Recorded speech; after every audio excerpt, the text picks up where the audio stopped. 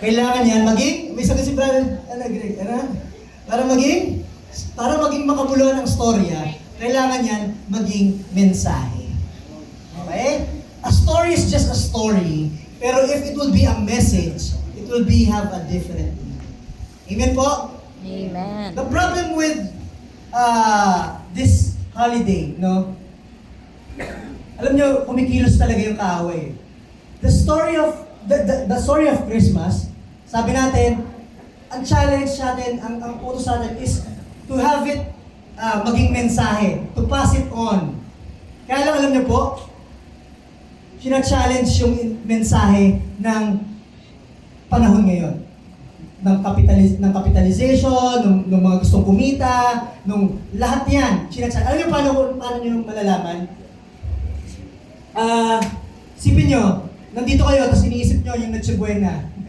Iniisip na lang lahat kung anong ilista, maraming nadede-focus sa atin. Sipin nyo rin ito, nag-try akong kumuha ng PowerPoint background. Lagi ko po yung ginagawa, especially pagka may event na kailangang i-preach. Alam niyo po, nung naghahanap ako ng tungkol sa Kapaskuhan, alam niyo, lumalabas sa either si Santa Claus, o kaya puro winter, puro ganun ang lumalabas. Yung mensahe na dapat napanghahawakan natin, pag nag-base lang tayo sa internet, no? Pag hinayaan natin na ganun, nawawala yung mensahe. Amen? Kaya yan po pag-aaralan natin ngayon, the message of Christmas. Bibigyan ko kayo ng isang storya. Nandiyan pa kayo? Amen. May isang lalaki na may girlfriend, no? Boyfriend and girlfriend sila. Ngayon, nung mag-boyfriend-girlfriend pa sila, nung nag-aaral pa sila, itong lalaki na ito, bumagsak sa eskwela. No? Bumagsak sa eskwela, kasama niya yung girlfriend niya. Okay? Bakit? Ba't baby? Bumagsak sa eskwela. And then, nakatapos naman siya, and then right after, nagtrabaho po, no?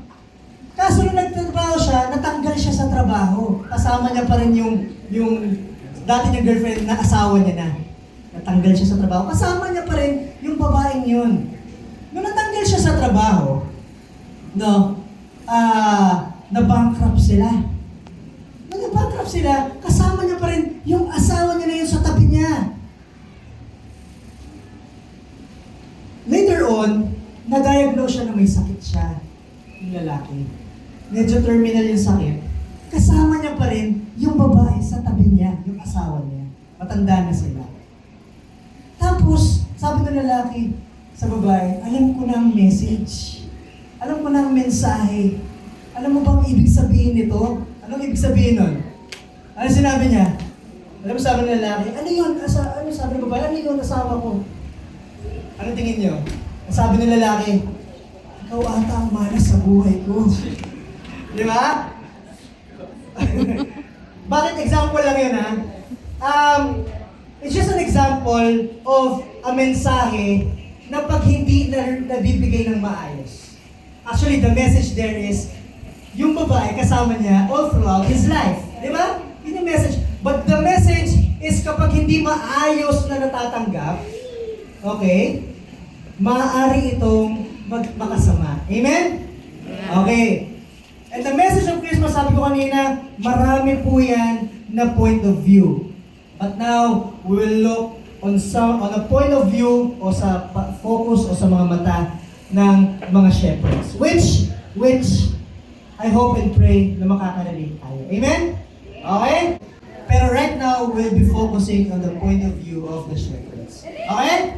Andiyan kayo? Sige. Ngayon po, babasahin po natin ang ating teksto. Nasaan ba? Babasahin po natin ang ating teksto, and then after this, we pray. Amen? So, magagaling po ito sa Lucas, Kabanata 2. Ano po? Sige po. Kaya niyo pong basahin ko. Sa Tagalog naman po ito. Ang pagsilang ni Jesus. Nang panahong iyon, iniutos. Sinimulan ko po dito, bago yung mga shepherds. Andiyan kayo? Okay? Good. Nang panahong iyon, iniutos ng Emperador Augusto na magkaroon ng census sa lahat ng nasasakupan ng imperyo ng Roma.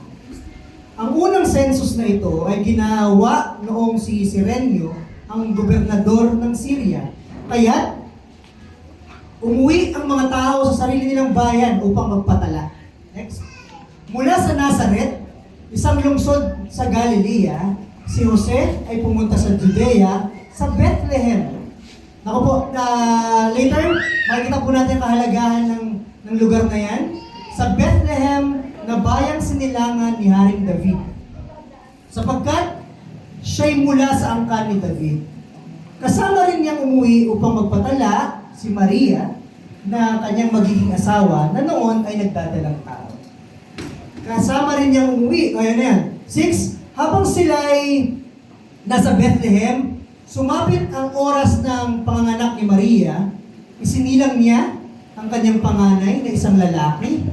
Pinalot niya sa lampin ang sanggol at inihiga sa isang sabsaban, sapagkat wala nang lugar para sa kanila sa bahay panuluyan. Ito na po ang text para po sa mga pastol. Ang mga pastol at mga anghel, doon ay may mga pastol na nasa parang at nagbabantay ng kanilang mga tupa ng gabing iyon. At tumayo sa harapan nila ang isang anghel ng Panginoon at nagliwanag ang kapaligiran nila nagliliwanag sa kapaligiran nila ang kaluwalhatian ng Panginoon. Ganoon na lamang ang kanilang pagkatakot. Ngunit, sinabi sa kanila ng anghel, huwag kayong matakot. Ako'y may dalang magandang balita para sa inyo na magdudulot ng malaking kagalakan sa lahat ng tao. Isinilang sa inyo ngayon sa bayan ni David ang tagapagligtas, ang Kristong Panginoon. Ito ang inyong palatandaan. Matatagpuan ninyo ang isang sanggol na nababalot ng lampin at nakahiga sa isang sabsaban. Biglang lumitaw kasama ng anghel ang isang malaking hukbo ng mga anghel sa kalangitan. Sila'y nagpupuri sa Diyos at umaawit.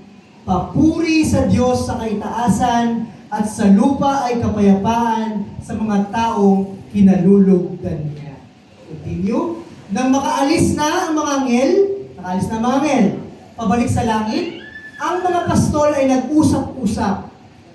Tayo na sa Bethlehem. Tingnan natin ang pangyayaring ito na ibinalita sa atin ng Panginoon. Nagmamadali silang pumunta roon at natagpuan nila sina Maria at Jose at naroon ang sanggol na nakahiga sa sabsaban. Nang makita ng mga pastol ang sanggol, isinalaysay nila ang mga sinabi ng anghel tungkol dito. Namangha ang lahat ng nakarinig sa sinabi ng mga pastol. Tinandaan ni Maria ang mga bagay na ito at ito'y kanyang pinagbulay-bulayan.